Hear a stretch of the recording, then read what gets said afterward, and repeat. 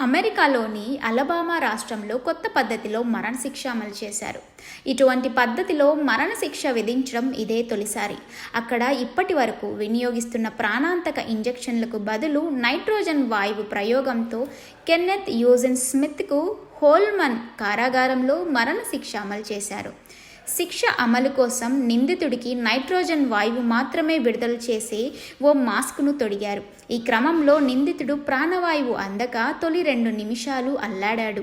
ఆ తర్వాత కొన్ని నిమిషాల పాటు బలంగా శ్వాస తీసుకున్నాక చివరకు ఆ చేతన స్థితిలోకి వెళ్ళిపోయాడు. ఈ శిక్ష అమలును వీక్షించేందుకు నిందితుడి భార్య, బంధువులతో పాటు పలువురు జర్నలిస్టులను కూడా జైలు అధికారులు అనుమతించారు.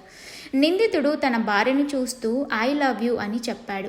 నేడు అలబామా రాష్ట్రంలో మానవత్వం తిరిగోమించేలా చేసిందే అని అతడు చివరిసారిగా అన్నట్టు జర్నలిస్టులు తెలిపారు. మొత్తం 22 నిమిషాల్లో శిక్ష పూర్తయినట్టు తెలిసింది. అయితే అలబామాతో పాటు ఓక్లహోమా, మిసిసిప్పి రాష్ట్రాలు కూడా నైట్రోజన్ వాయువుతో మరణశిక్షకు ఆమోదం తెలిపాయి. 1999లో చివరిసారిగా అమెరికాలో ప్రాణాంతక వాయువుతో మరణశిక్ష విధించారు. అప్పట్లో హైడ్రోజన్ సెనైడ్ వాయువు ప్రయోగంతో ఓ హత్య కేసు దోషికి మరణశిక్ష వేశారు. నిందితుడు స్మిత్ తరపు లాయర్లు శిక్షపై పలు అభ్యంతరాలు లేవనెత్తారు.